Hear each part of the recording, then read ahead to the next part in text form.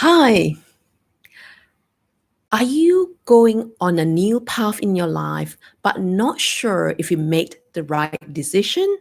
And how do you ever know if you are on the right path? Welcome to the day 8 of the 10-day series of how to live your hero's journey. Hi, I am Paisate. I've lived through multiple heroes' journey, from migrating to a new country that I'd never been to become a registered pharmacist. Then I started a social network that connect people through the love of food without any prior business or industry experience.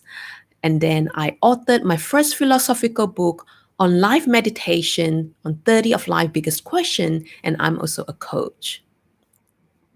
In order for you to start living your hero's journey, you must first know which direction to go. Therefore, I created a free, unique strength discovery guide PDF that you can download for free on my website at www.pheh-szeh-teh.com. It is a simple guide that asks you the question to reflect on and some actionable tasks that you can start doing in order to gain clarity of what your next move is. So, are you currently on a transition path in your life? I've gone through this multiple times in my life, and sometimes you're not sure if you're on the right path because you're carving a new way to the new territory and there's no clear signpost. For example, when I first migrated here to become a registered pharmacist, even though it can be quite daunting migrating to a new country that I've never been before, but I knew exactly what are the steps that I need to take in order to pursue this dream. I know exactly the examination I need to take, how many hours I need to work, and how much I need to spend in order to achieve the dream. And then I can plan for it and I know each signpost. But when I created my first business, it's a new territory for me. It's just imagine yourself going into a jungle, but you don't know the path because there's no path in front of you, and you have to make your own path. So, how do you know that you're ever going to reach the destination? This is a new terrain. One of the easiest and fastest way to discover if you feel that if you're on the right path is to ask yourself this question. If you can do what you love and not worry about the paycheck or earning a living, would you still do it?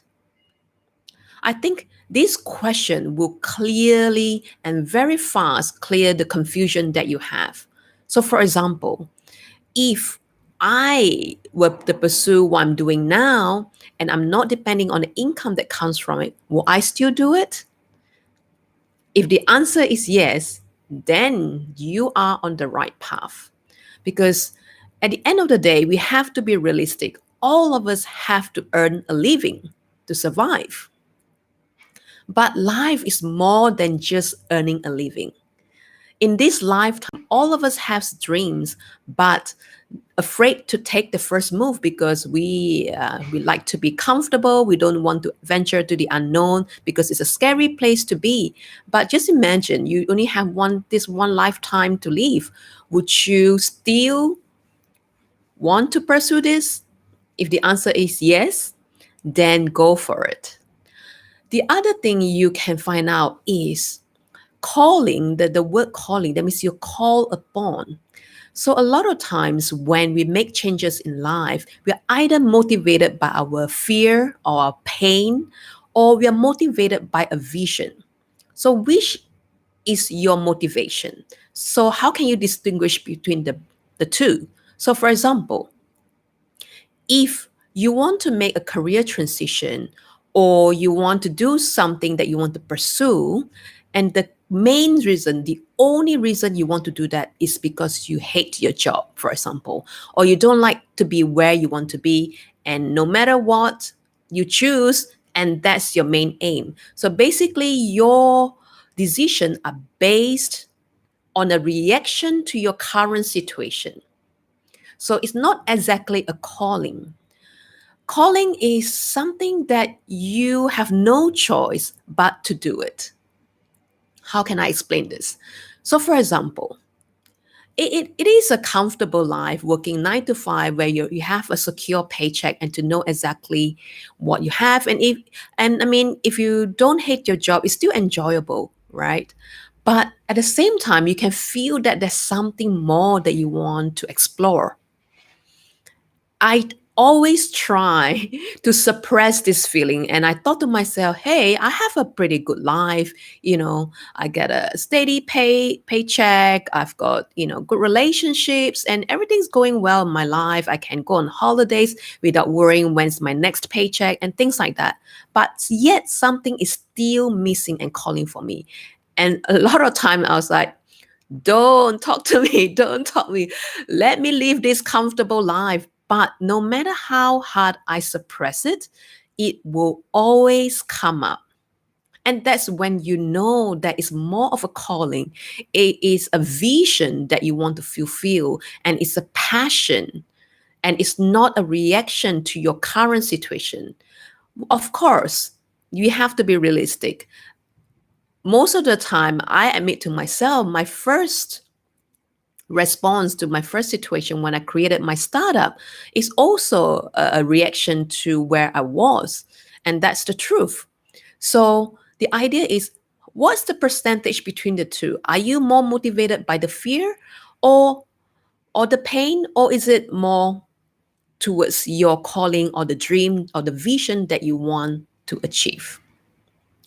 And the second clue that you will know is you're doing this for the long game. So when you pursue something of the unknown or more on a creative process, you never know what the outcome is going to be.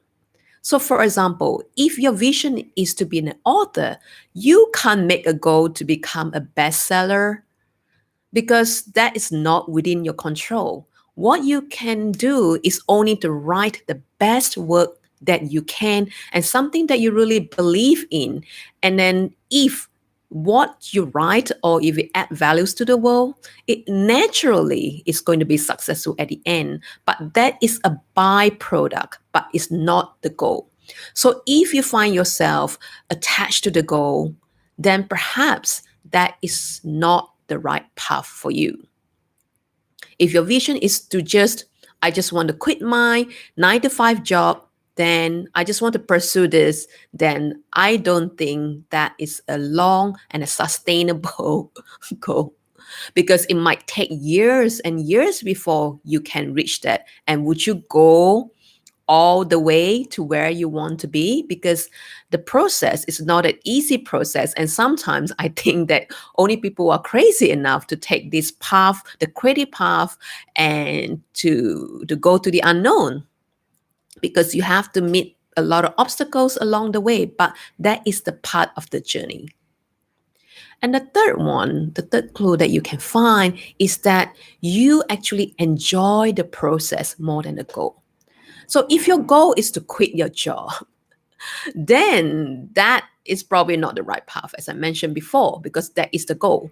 But if your goal at the end of the day is to be an author or something, whatever that you want to be, but the process of getting there, you're actually enjoying the work. So, for example, if you want to be an author, you love to write. So, it doesn't matter when you reach the goal, when you manage to get a signed deal, it doesn't matter because you enjoy writing. You're passionate about what you're doing, right? So for me, if I'm passionate about talking about philosophy, creating a life that I want to make, to feel that I'm living to my full potential, either through my writing or through speaking, it doesn't matter. I mean, of course, I understand that sometimes we can be very attached and impatient to reach the finishing line, but to remind yourself, in the end of the day, it's the journey that counts. And if you enjoy the journey, then that's a clear sign that you are on the right path. So Which of the clues do you think that is most helpful to you? You can leave down in the comment below. And if you have any questions, you can ask me now if you're live with me, or you can always put the question in the comment below and I'll answer to you when we can. I know how hard it is, especially when you go and venture is something that's unknown, but never give up if that's what your dream is. And as long as you're doing whatever you want to do and you're creating value to the world and you feel good after that, then continue doing it. A great example is by Stephen Pressfield. He actually, I think, published his first book at the age of 50. So it's never too late to do the things that you really wanted to do.